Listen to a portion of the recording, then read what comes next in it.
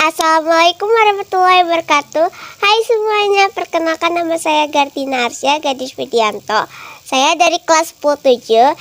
Di sini saya akan menceritakan awal mula sejarah ilmu sosiologi, sejarah perkembangan sosiologi pada abad ke-19, serta sejarah perkembangan sosiologi di Indonesia. Sejarah kemunculan ilmu sosiologi berawal dari adanya peristiwa revolusi industri di Inggris dan revolusi di Prancis. Menurut Auguste Comte, istilah sosiologi berasal dari gabungan kata bahasa Romawi, yaitu socius berarti kawan, dan bahasa Yunani yaitu logos berarti berbicara. Nah, berdasarkan dua kata tersebut, sosiologi dapat diartikan berbicara mengenai masyarakat.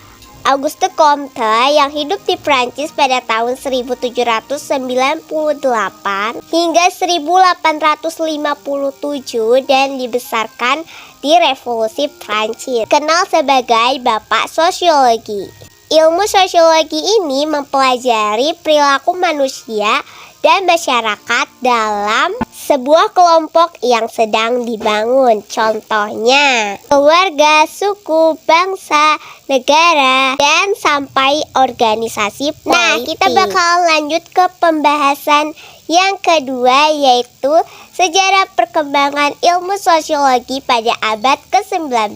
Filsuf nasional Prancis Auguste Comte menulis beberapa buku di abad ke-19 dengan alasan bahwa sains memiliki tatanan yang pasti berdasarkan logika.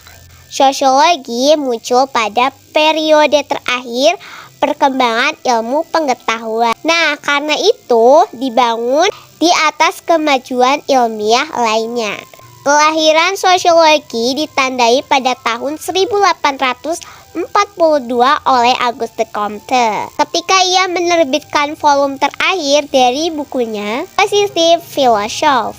Terlebih lagi, revolusi sosial di Prancis pada abad ke-18 dan 19 menggeser fokus sosiologi ke arah berteraturan dan perubahan sosial. Kemudian pada tahun 1895, Emil Durkheim menggambarkan metodologi ilmiah sosiologi dalam bukunya Rules of the Sociological. Pada abad ke-20, sosiologi berkembang cukup besar dan menjadi salah satu ilmu sosiologi yang paling diminati di Amerika Serikat. Adanya industrialisasi dan juga urbanisasi yang terjadi secara masif di perkotaan Amerika Serikat sampai menyebabkan perubahan sosial besar-besaran.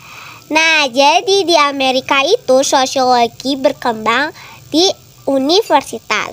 Pada periode sebelum Perang Dunia pada tahun 1930-an, mazhab Chicago School berdominasi. Saat era ini bermunculan para sosiolog dari Amerika. Sementara di Eropa, sosiologi bergerak guna menyelesaikan permasalahan-permasalahan di sosial hingga jadi mengarah ke sosial terapan, yaitu sosiologi sebagai ilmu yang mempelajari permasalahan sosial demi memperoleh solusi untuk kepentingan bersama. Sosiologi berkembang setelah kemerdekaan Indonesia, tepatnya yakni pada tanggal 7 September 1955.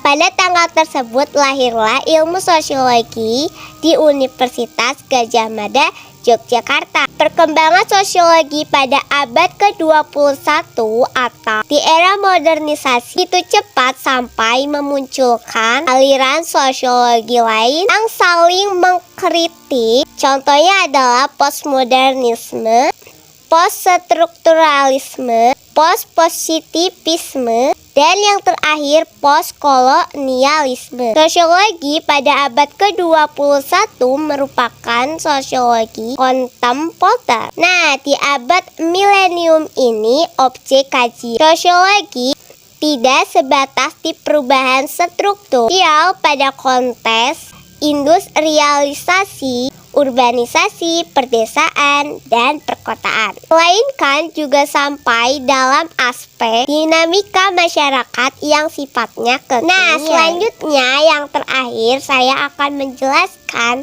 sejarah perkembangan ilmu sosiologi di Indonesia sebenarnya sudah ada sejak zaman dahulu kala. Walaupun tidak mempelajari ilmu sosiologi sebagai ilmu pengetahuan, para pejuang dan tokoh bangsa Indonesia telah banyak memasukkan unsur tata hubungan manusia pada berbagai golongan yang berbeda, intergroup relation, dalam ajaran Bulangre.